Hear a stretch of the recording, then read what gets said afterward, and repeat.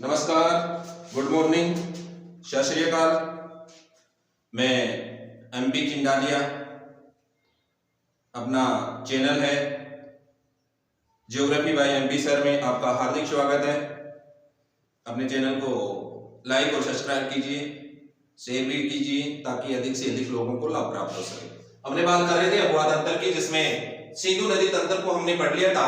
अब हमने बात करेंगे गंगा नदी की। तो गंगा नदी है उनका उद्गम स्थल और ये कहां से प्रवाह होती है और कहां जाकर के अपना जल विसर्जित करती है, इसके बारे में आज चर्चा करेंगे।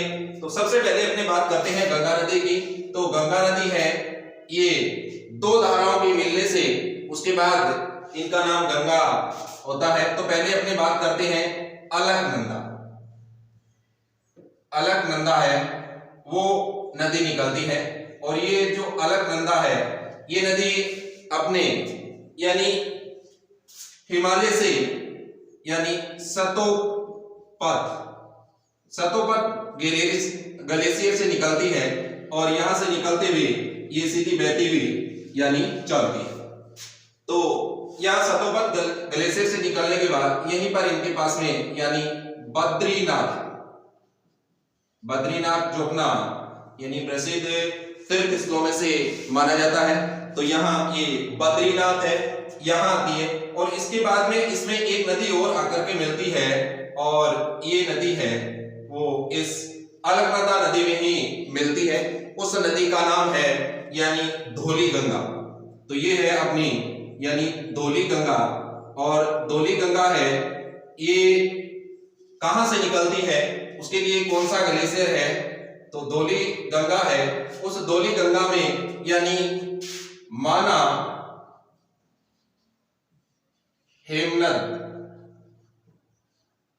हिमनद है, वहां से ये निकलती है और निकलने के बाद ये इस अलकनंदा में आकर के मिल जाती है।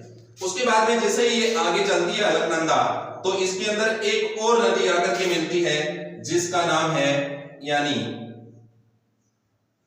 नंदाकिनी। तो ये है आपकी यानी नंदाकिनी नदी। और ये नंदाकिनी नदी है, इस नंदाकिनी नदी का जो उद्गम स्थल है वो है आपका यानी त्रिशूल। ये आपका जो ग्लेशियर है वो है त्रिशूल हिमनद।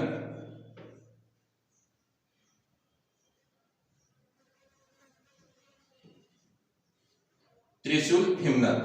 अब त्रिशूल हिमनद से निकलने के बाद ये मंदाकिनी है वो भी अलकनंदा नदी में आकर के मिल जाती है। और अब अलकनंदा नदी जब आगे बहती है तो इसमें एक और नदी आकर के मिलती है और ये इस अलकनंदा में आती है। तो ये कहां से निकलती है, इस नदी का नाम है पिंडार गंगा। ये है आपके यानी पिंडार गंगा। ये पिंडार गंगा है, ये पिंडार गंगा भी यानी पिंडार ग्लेशियर से निकलती है। तो ये है पिंडार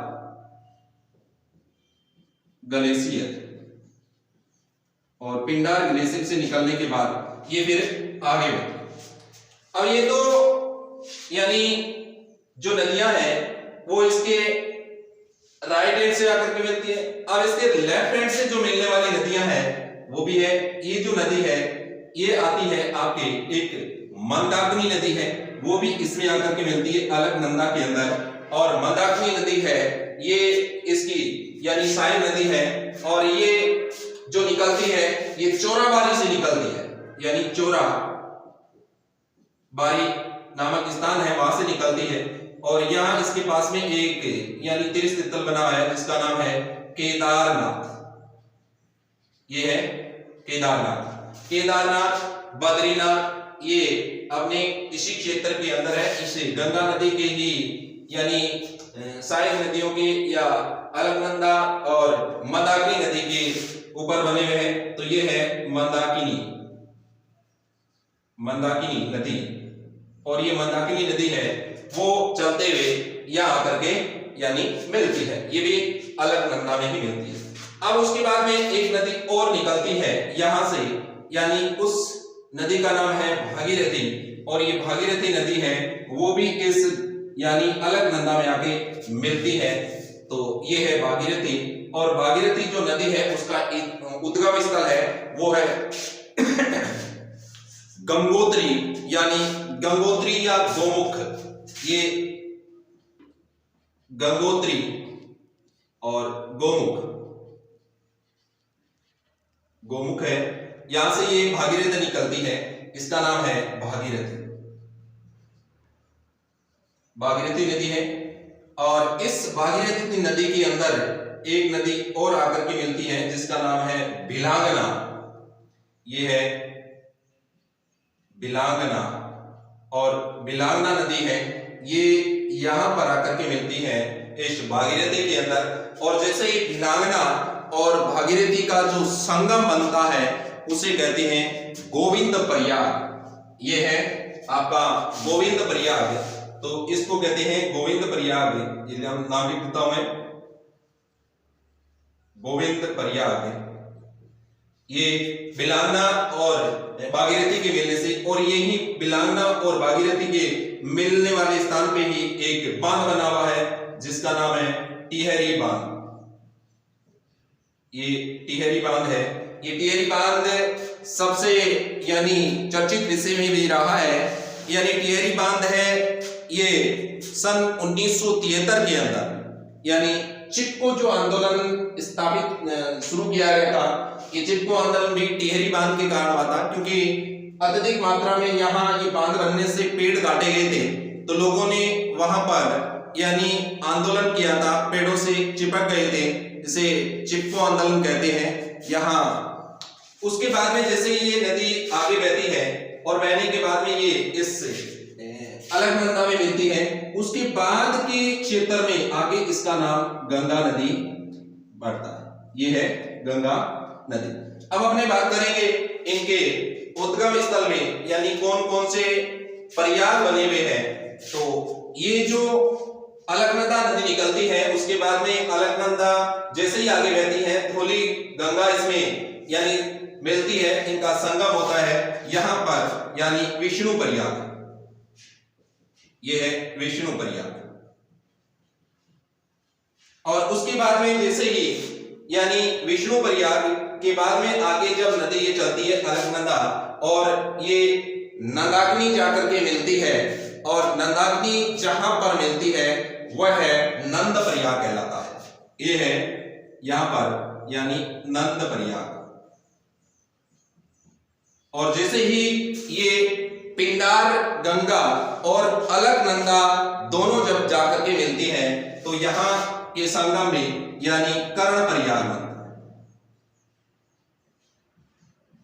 और जैसे ये मंदाकिनी और अलकनंदा का संगम होता है, इसे कहते हैं यानी रुद्र प्रयाग। और ये भागीरथी और अलकनंदा है, इनके संगम में इसको कहते हैं देव प्रयाग। तो इस नदी में यानी अलकनंदा और भागीरथी का जहां संगम होता है उसे देव प्रयाग कहते हैं। देव प्रयाग के बाद जैसे ही नदी है आगे चलती है, तो इस नदी का नाम हो जाता है गंगा नदी। और ये गंगा नदी यानी अपने बहते हुए उत्तर के मैदान में और सीधी जाकर के गिरती है बंगाल की खाड़ी में। जैसे ये बंगाल की खाड़ी में गिरती है, तो जैसे ही बंगाल की खाड़ी में गिरती है, तो इसके साथ में हुगली नदी आकर के मिलती है, और हुगली नदी के मिलने के बाद इस नदी का नाम पद्मा हो जाता है। और इधर अपने ब्रह्मपुत्र नदी यानी पूर्वोत्तर से आकर के मिलती है, तो इस यानी गंगा और ब्रह्मपुत्र नदी के संगम यानी मिलने को मेघना कहते हैं। और मेघना के बाद में ये अपने आगे क्षेत्र में जाकर के सुंदरवन डेल्टा बनाती है। और ये सुंदरवन डेल्टा है जिसके अंदर मैंग्रोव वनस्पति पाई जाती है, और ये विश्व की सबसे घनी और विस्तृत मैंग्रोव वन है। और इस मैंग्रोव वन के कारण ही इसे पृथ्वी का यानी किडनी या गुर्दा कहते हैं। ये अत्यधिक मात्रा में यानी भारत के अंदर पाए जाते हैं मैंग्रोव वन। तो आज का अपना टॉपिक यही समाप्त होता है। जय हिंद, जय भारत।